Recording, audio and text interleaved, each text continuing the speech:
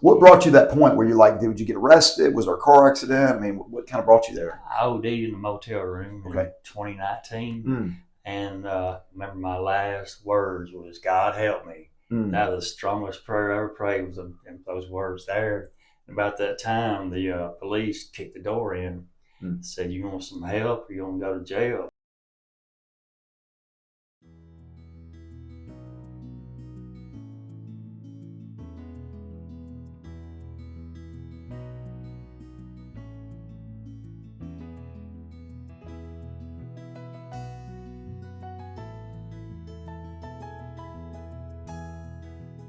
All right, guys, welcome back to the Enter the Mission podcast. I'm George Webby, I'm your host, and I'm here with Calvin Bailey, who is a supervisor here at Brother Bryan Mission. Welcome to the show. Thank you, sir. So, Calvin, tell us a little bit about what kind of brought you to Brother Bryan Mission, a little bit of your story, if you will. Well, for me, it was either change or die. Okay. I did drugs for like 30 years, and it never got any better. Okay. And I was at the point where I either changed or I was ready to die. One. Yeah. What kind of led you to the life of drugs and that sort of thing? It was like I was raised up in an abusive alcoholic family and everything. Okay. And I was a runaway from about the age of 10. Pretty much just that's what I've been all my life. Okay. Grew up in jail and juvenile detentions all over the United States. I gotcha. And every time I come back home, it didn't get no better. And at the end, I became what I swore I wouldn't become, just like my dad. Mm. So what was the catalyst for your change? The callous? Yes, sir. Well, I had to surrender it all to God. Okay. I did. And I got tired of just being sick and tired. Yeah. What brought you to that point where you're like, did you get arrested? Was there a car accident? I mean, what kind of brought you there? I OD'd in the motel room in 2019. Mm. And remember my last words was, "God help me." Mm. That was the strongest prayer I ever prayed. Was those words there. And about that time, the police kicked the door in, said, "You want some help, or you want to go to jail?" So I went to Columbus, Mississippi mental ward for a month. Mm. Then I went through Jimmy Hale in 2019. Yeah. And they hired me there. And then Bryan and Jim taught me into coming over here, and I've been here ever since. Okay.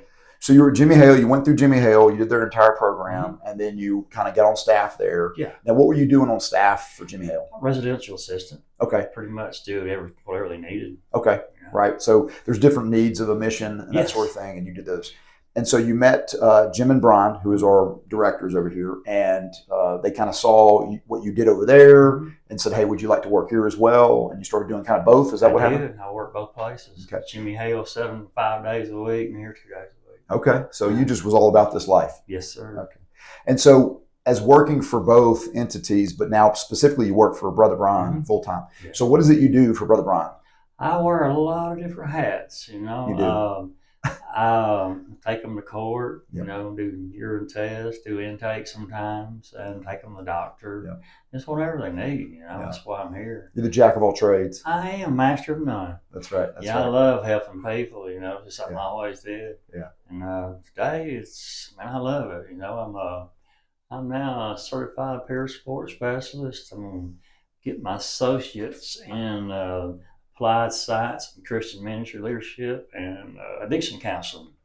And then I'm going to shoot for my bachelor's. Yeah. Then I might cool off a little bit then. Yeah. So Calvin's a true inspiration. He's never stopped learning. Every time I turn around, he's in some kind of class or something trying to learn more about how to do this. So it's pretty awesome. I have to take his lead. I felt a little bit of, like, man, what are you doing? You need to take a class. So I'll start taking classes because of Calvin here. Yeah, so Calvin, what would you say to men and maybe their families or whatever that may be watching this video or see this video? What would you tell them? I tell them that there is hope. Okay. Don't give up. Right. If God can save me, He can save anybody. Okay. I was the hopeless variety. I was the type of person that tell me you're never gonna make it. Yeah. And God said otherwise. God, that's a prayer I prayed. God help me. I was screaming it out, and well, here I am. Yeah. Yeah. What would you say has been the secret to your success? Because you've been sober how long now? Going on 6 years. 6 years. Mm-hmm. So what would you say is that, that secret to it? Stay fresh in recovery. Okay. Don't just sit there and I'm done. You have to live it. Recovery, live it. That's what it's all about. Right. And read my Bible every day. Okay. And I go to like Jimmy Hale and help serve them off day service work. Yeah. I go to Ross and go hang out with them, help feed the homeless. The clients asked me, said, "What do you do? You're not here." I said, y'all have this new life program to do. Well, I got my program I do outside work. Right. So you're always working a program. Yes. Right. You believe in the process that I do. Okay. For sure. If God ain't in it, it ain't going to stand the test of time. Yeah. Last. Yeah, I would say that you're definitely a God disciplined. So a man of my own heart in that. Yeah, that's great. So let me ask you this, Calvin. So we get a lot of volunteers, people that want to get involved in the mission, that want to support us, whether it's financially or prayerfully or just volunteering their time. What would you say to those folks that one are doing it, and then those that are thinking about doing it? What would you say to them? For those that are doing it, I imagine they're getting blessed beyond recognition. Spiritually blessed, because there's something about helping somebody else, not asking nothing in return. It's something money can't buy. Yeah.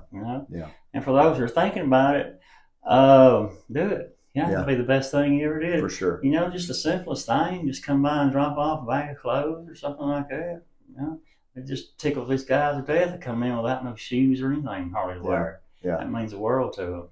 Now, when you got involved with Brother Bryan, I just thought about something. When you got involved with Brother Bryan, did you start off kind of volunteer? You were working at Jimmy Hale and volunteered over here, or was it immediately you started working? I got some friends that come to the program here, and they was working here, and they said, "Why don't you come over here and help us?"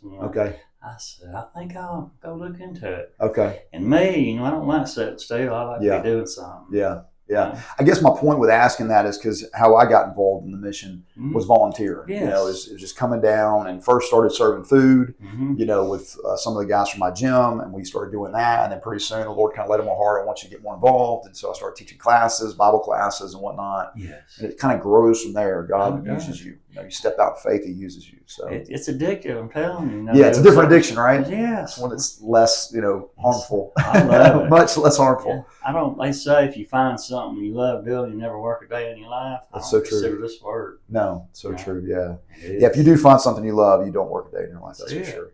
Well, guys, that's going to conclude our time here with Enter the Mission with Calvin Bailey. We really appreciate Calvin. He's pretty much the heartbeat of this mission, and whether he knows it or not, but he would be too humble to tell you that he knows. So, Calvin, I appreciate you. We'll see you next time.